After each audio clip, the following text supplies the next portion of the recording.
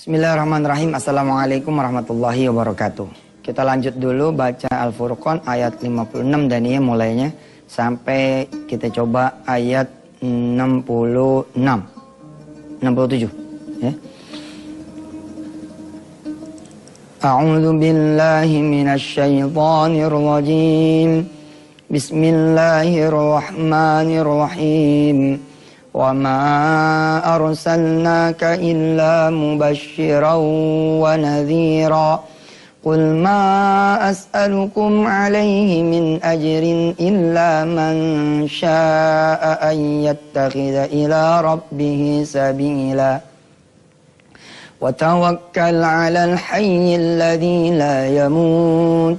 Wasabbih bihamdihi wa kafa bihi bidhunubi ibadihi khabira. Alladzi khalaqas samawati wal arda wa ma bainahuma fi sittati ayyam. Thumma istawa 'alal 'arsy. Ar-Rahmanu fas'al bihi khabira. Wa idza qila lahum usjudu lir-rahmani qalu wa mar-rahman anasjudu lima ta'muruna wa zadahum nufura. Tabarakalladzi ja'ala fis samaa'i buruja wa ja'ala fiha sirajan wa qamaran munira. وهو الذي جعل الليل والنهار خلفة لمن أراد أن يذكر أو أراد شكورا. وعباد الرحمن الذين يمشون على الأرض هونا وإذا خاطبهم الجاهلون قالوا سلاما. والذين يبيتون لربهم سجدا وقياما. والذين يقولون ربنا اصرف عنا عذاب جهنم إن عذابها كان غراما. إنها ساءت مستقرا ومقاما. والذين إذا أنفقوا لم يسرفوا ولم يقتروا وكان بين ذلك قواما. صدق الله العظيم. Selembar lagi beres nih, insya Allah mudah-mudahan. Hari Jumat tips tambahan hari ini, perbanyak sholawat di hari ini. Karena sesiapa yang berselawat di hari Jumat, Allah akan mengembalikan ruhnya Rasulullah untuk menerima langsung salawat itu. Masya Allah. Ya Rabb, mudah-mudahan Allah izinkan kita berselawat pada Nabi besar Muhammad SAW dengan salawat sepenuh hati terus-terusan, dan salawat ini subhanallah, subhanallah, Masya Allah. Bismillah ya, salawat yang banyak di hari Jumat. Mudah-mudahan tips ini juga buat saya pribadi supaya saya juga mengerjakan salawat yang banyak di hari Jumat ini. Baik, kita bismillahirrahmanirrahim teruskan. Kita bicara ekonomi berjamaah, kekuatan pelajar.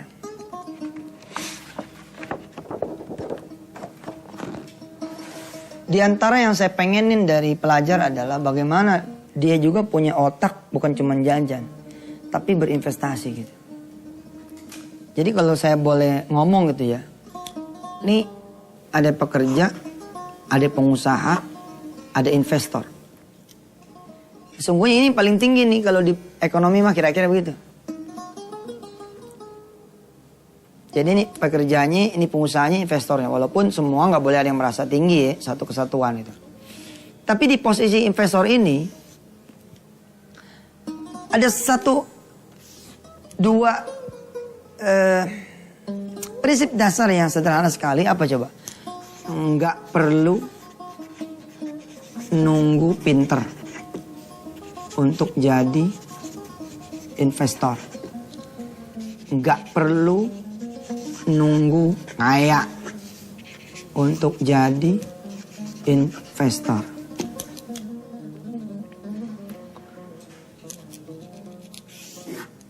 Saudara, misalkan ini ada hotel, oke? Di sini ada tukang parkir. ada tukang becak, tukang becak, tukang becak, ada tukang ojek, tukang ojek, tukang ojek, ada kemudian ratusan atau mungkin ribuan pengendara motor yang lewat ini hotel. Semula mereka tidak pernah berpikir tukang parkir, tukang becak, tukang ojek, dan mungkin 200 karyawan hotel tersebut bisa menjadi owner. Gak pernah berpikir. Nah, sebenarnya lewat ekonomi berjamaah, lewat koperasi, maka ini dimungkinkan gitu. Tukang parkir bila dia bersatu dengan ribuan tukang parkir yang lain di ribuan hotel, jangan salah loh. Satu grup aja sekarang ada yang punya 30 sampai 40 hotel, jaringan hotel. Hah? Sekarang hotel-hotel kecil aja tuh ya, yang bintang 3 gitu ya. Itu kadang-kadang kalau kita lihat tuh sampai belasan, puluhan cabang gitu. Nah, kan tukang parkirnya banyak. Tukang-tukang parkir bikin koperasi tukang parkir. KTP. Ada aja KTP apa ya? Koperasi tukang parkir. Isinya ribuan tukang parkir. Hah? Mereka bergabung dengan KTB, koperasi tukang becak. Bergabung lagi dengan KTO, koperasi tukang ojek. Kemudian ada holding koperasi besarnya nih, koperasi merah putih itu. Yang nggak ada korupsinya, nggak ada kemudian makan duitnya. Pengurus-pengurus yang udah nggak doyan duit, istilahnya gitu. Yang dia masuk ke dunia ekonomi berjamaah ini udah karena memang pengen orang kecil ini ikut menikmati. Dan enggak ngacauin kok. Kita cuma pengen kalau emang di-share juga ini hotel ke pemegang saham, kenapa nggak dikasih ke orang-orang kecil, kira-kira begitu. Bisa kok, bisa. Satu orang buruh itu ngasih 10 juta buat modal bikin hotel. Oke? Nah, ada temen dia itu 7.000. Oh, 70 miliar. Karena saya nyebrang aja ke depan pabrik itu. Waalaikumsalam. Waalaikumsalam. Ada teman ente nih satu beli saham hotel gitu. Gimana nih 6.959 lagi? Asal ada kemudahan pembayaran buat mereka. Asal ada kemudahan apa namanya? Installment ya, maksudnya payment itu mungkin jangan langsung 10 juta, boleh dicicil. Koperasi ini besok kan kita nggak main duit gede, main duit 100-200 ribu aja. Cuman ngehantem memang 10 juta gitu. 10 juta orang kita balik, nominalnya dikecilin, jumlahnya yang dibanyakin. 10M. 70M ini udah bisa punya 60% hotel. Nah sekarang kita nggak bicara karyawan yang emang ketahuan punya gaji, nggak bicara pekerja yang emang ketahuan punya salary, nggak bicara manajer yang gede banget gajinya, nggak bicara direksi, apalagi pengusaha nggak. Kita bicara pelajar.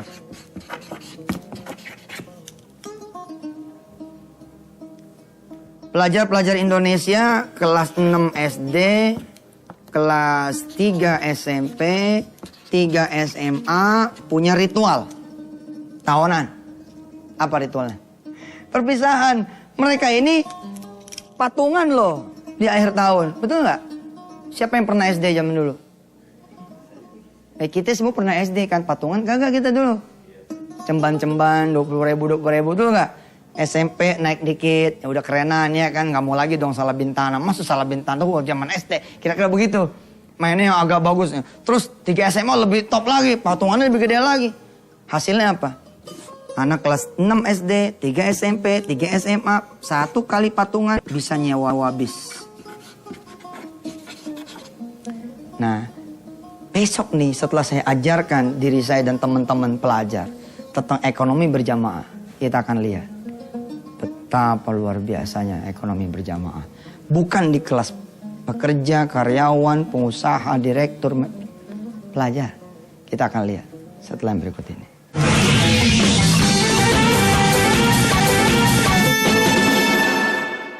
Saya tahu dan percaya banyak banget penduduk Indonesia yang miskin, total, miskin banget. Jumlahnya mungkin diperkirakan 5 jutaan atau 10 jutaan gitu. Yang benar-benar nggak bisa bergerak. Nah yang miskin aja katanya sekitar 30 juta. Nah yang menengah, model kayak antum-antum ini kan menengah nih sebenarnya. Disebut miskin, ya bisa nyicil rumah gitu loh. Bisa kemudian nyicil motor, nggak pantas juga kan disebut miskin. Middle lah. Tapi anak-anak middle kayak ente pada ini kameramen. Anak-anaknya udah pada belagu. Anak-anak kita ini kalau udah agak mampu dikit sekolahnya, apa coba perpisahannya? Ke Singapura, ke Bali. Ini aneh bukan omong kosong, ini beneran ini. Dalam satu lawatan ceramah di Singapura, teman-teman bilang, Ustaz, udah pernah main ke sana belum? Saya bilang, belum. Ayo kita ke sana. Ada transformer no di sana. Oh kita gagal nih ya kan, Ustaz, gue mau main nih transformer.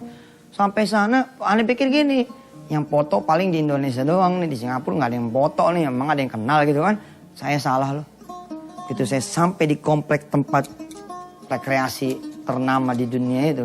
Saya datang diserbu. Ustaz. Gue bilang, kok pelajar Singapura kenal gue ya gitu. Kenal aneh, nggak taunya pelajar di Jawa Tengah. Hebat sekali saya bilang. Ente berapa bis ini? Kita satu sekolahan Ustaz, nabungnya mulai dari kelas 1 SMP. Wow, saya bilang, wow. Langsung tuh saya, puyeng, Kenapa puyeng? Karena saya mau ngitungin nih. Kalau pelajar 6 SD, 3 SMP, 3 SMA, dia sekali saja patungan dia bisa nyewa bis. Ternyata saya salah. Bukan cuma bisa nyewa bis, mereka bisa beli tiket pesawat segala macam. Bayangkan. Kalau mereka patungannya tidak cuma sekali. Ada misalkan koperasi pelajar Indonesia. Nah, tadi kan ada KTU, KTE, KTP, KTB. Koperasi tukang ojek, koperasi tukang becak, koperasi tukang parkir. Ini koperasi pelajar Indonesia. KPI, misal gitu. Saya sih berharap ya ada jenderal-jenderal yang turun gitu. Ke depan dia, Ustaz, saya ngurusin pelajar. Ustaz, saya ngurusin buruh. Ustaz, saya ngurusin majelis taklim. Belum loh, kita belum nyampe koperasi majelis taklim. Jangan lupa bos, 91 majelis taklim bersatu. Berdiri tuh bank syariah pertama di Indonesia. Majelis taklim tuh. Jenderalnya waktu itu almarhum Zainuddin MZ. Sekali dia ceramah satu Senayan bos. Wah. Aneh masih ingat zaman dulu. Kita nanti-nanti mana Ustadz Zainuddin kayak gimana ini. Terus dia keluar pakai mersinya ya kan. Wow, Senayan berdiri semua. Bah, termasuk aneh tuh tahun itu 1991. Kita belum ngomongin tuh, belum nyampe tuh namanya majelis taklim. Baru SMP, SMA, SD. Mungkin di sini ada TK. TK boleh nggak jalan-jalan? Boleh nggak? Justru yang paling sering jalan-jalan tuh TK. Kerjanya jalan-jalan mulu. Field trip gitu kan ya. Kalau mereka nabungnya, cara investasinya, cara patungannya dirubah tidak di akhir tahun, tapi di awal tahun. Tidak hanya kelas-kelas akhir, tapi juga kelas 1-nya. Mulai dari nolnya, mulai dari TKA-nya. Apa yang terjadi? Dia bisa beli perusahaan bis. Dia bisa mengakuisisi perusahaan transportasi darat, laut, dan udara. Weh, jangan main-main ini. Pelajar doang nih bos. Nanti kita bikin koperasi namanya KBI. Apel lagi tuh. Masih bagus loh KBI daripada gua namain KOI. Nah emang apaan? KBI itu Koperasi Bayi Indonesia. KOI itu Koperasi Orok Indonesia. Lo milih orok apa milih bayi? Ente pikir bayi itu nggak berdaya guna apa? Satu bayi perempuan ada anting kanan, anting kiri. Begitu saya jelaskan kemarin. Setengah gram, dua setengah, gope. Satu bayi gope. Nih siapa namanya? Salah satu karyawan kita, karyawati kita. Siapa namanya? Hah? Dia bisa kesini dikit. Bentar aja. Udah biar kenal. Udah sini lagi. Ya Allah. Udah nggak apa-apa begitu. Udah sini. Biar kenal. Orang Antep biar tahu. namanya. Aulia ini baru punya baby. Betul nggak? Laki perempuan? Perempuan. Aku pengen tahu. Biasanya kalau ibu-ibu Indonesia. Kalau punya anak perempuan. Nanda ini gimana? Pakai anting. Antingnya kanan doang apa kiri doang? Sepasang kanan Sepasang kanan kiri. Ada nggak cincin di jarinya? Enggak. Nggak ada. Di kakinya gelang? Enggak. Enggak. Berarti cuma 2, kanan kiri Dua kuping. kanan kiri, ya. Oke, berapa gram? Sepasang setengah gram deh. Sepasang setengah, berarti seperempat dong. Kayaknya kecil banget kan masih bayi. Oh, masih bayi. Oke, nggak apa-apa, seperempat. Seperempat jadi setengah. Setengah itu berarti 250.000. Gitu? Ya. Kali 1 juta. Tetap aja banyak. Paham ya? 250 kali 1 juta. 250.000 kali 1 juta bayi. Jadi nggak tuh? Gimana nih? 250.000 kali 1 juta. Ih, banyaknya berapa? 250 miliar ya. 250 miliar. Ibu-ibu, copot-copotin anting anaknya. Enak aja anting anak-anak copotin. Kalau copotin sekarang, kita bisa beli 1000 toko emas. Gitu Ustaz. Iya dong. Gimana ente? Kalau gitu mah nggak apa-apa deh. Nanti anak ibu gede, nggak usah gede deh. Tembusin aja nanti kalau anak ibu nanti nikah, emasnya gratis.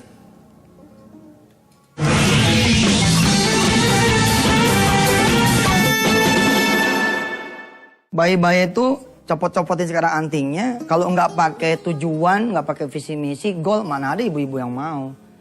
Tapi kira-kira kalau saya kasih tahu sama Iya nih, Mbak Iya, copotin anting anak sekarang. Nanti begitu anak ini kuliahnya dari saya. Kira-kira mau nggak? Kuliah lo ini bukan sekedar mahar mas kawin nanti dia nikah, kan? Kuliahnya dari saya, mau nggak? Ya harusnya mau, kenapa? Dan berapa sih duitnya? Nah, kalau 250 miliar itu hari ini kita kasih ke asuransi saja 10 tahun jadi 2,5 triliun. Tapi siapa yang membaca potensi itu? Orang lain baik. Orang lain lagi aja. Pelajar, dibuka tabungan pelajar. Pelajar sini nabung. Saya sih insya Allah berbaik sangka ya. Enggak lah, teman-teman semua lah insya Allah. Dari perbankan segala macam. Temen. Tapi saya cuma pengen, iya teman saya juga ngerti gitu loh. Mudah-mudahan sih dengan motivasi tulus ikhlas karena Allah. Menyuruh pelajar-pelajar memang dihemat, nabung. Tidak ada motivasi lain. Tapi kan ekonomi lah ya. Masih sih orang dagang gak punya satu motivasi kan juga pasti punya. Nah sekarang bayangkan ketika pelajar-pelajar Indonesia buka tabungan. Berapa duitnya? Yang saya maksudkan begini. Mbok aja diajak ngomong gitu loh. Rakyat yang kayak begini ini diajak ngomong. Ya kan? Orang-orang kecil diajak ngomong. Kalau ente itu punya gitu loh. Sehingga mereka pun naik derajatnya. Dari buruh biasa menjadi owner. Dari pelajar menjadi owner. Mana Allah kan? Dulu yang minta ditindik siapa tuh? Bidannya ya? Mudah-mudahan dah anak Iya dan seluruh anak Indonesia ya mudah-mudahan jadi pelajar yang besok dia menjadi pengusaha yang punya empati terhadap karyawan insya Allah. Makasih ya. Pemirsa, tipsnya jangan lupa tips hari ini banyakin sholawat kepada Rasul karena di hari Jumat sholawat itu akan dikembalikan kepada Rasul dalam keadaan Rasul ruhnya itu hidup lagi. Insya Allah, Masya Allah, Masya Allah. Kita belum selesai. Kita masih akan terus bicara tentang ekonomi berjamaah. Kali-kali aja teman-teman ada punya. Itu aja sih saya mah.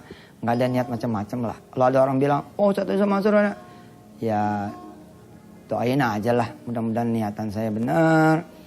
Saya kok begini kan cuma ngajar aja. Saudara percaya ya Alhamdulillah. Apalagi saudara bisa bergerak. Ya tambah Alhamdulillah lagi gitu. Harapan saya sih ketika nanti pelajar nih di sesi ini nih sesi hari ini. Pelajar teman-teman orang tua tuh ngasih tahu, guru-guru ngasih tahu, nah ini ada duit kamu, 1/3 buat sedekah, 1/3 buat makan, 1/3 buat investasi, kira-kira begitu. Insya Allah ya, mudah-mudahan lah Allah bukain kita ilmu yang bermanfaat. Bismillahirrahmanirrahim. Allahumma salli ala sayyidina Muhammad wa ala ali sayyidina Muhammad. Tercengang lagi nih kami ya Allah, ngitung-ngitung sederhana aja tentang kekuatan pelajar di ekonomi berjamaah. Subhanallah dah. Kayaknya sih bakal jadi berita banget nih ya Allah. Apabila pelajar Indonesia gitu tiba-tiba punya properti di luar negeri gitu. Bukan cuma di Indonesia, pelajar-pelajar Indonesia punya properti di luar negeri. Subhanallah dah. Ya Allah, hanya Engkau yang bisa memberikan ilmu yang bermanfaat. Dan ilmu ini kemudian bisa diimplement. Hanya Engkau semuanya. Subhanaka la ilma lana illa ma'alamtana innaka antal alimul hakim. Wassallallahu ala sayyidina Muhammad wa ala alihi walhamdulillah rabbil alamin. Selamat membanyakan salawat. Mudah-mudahan Rasulullah kelak menunggu kita di padang mahsyar dalam keadaan kita berhak mendapatkan syafaatnya. Saya Yusuf Mansur, mohon maaf kalau saya kadang-kadang kejagoan, merasa pinter, merasa hebat. Doa saudaralah yang nanti insya Allah akan menyelamatkan saya. Makasih. Assalamualaikum warahmatullahi wabarakatuh.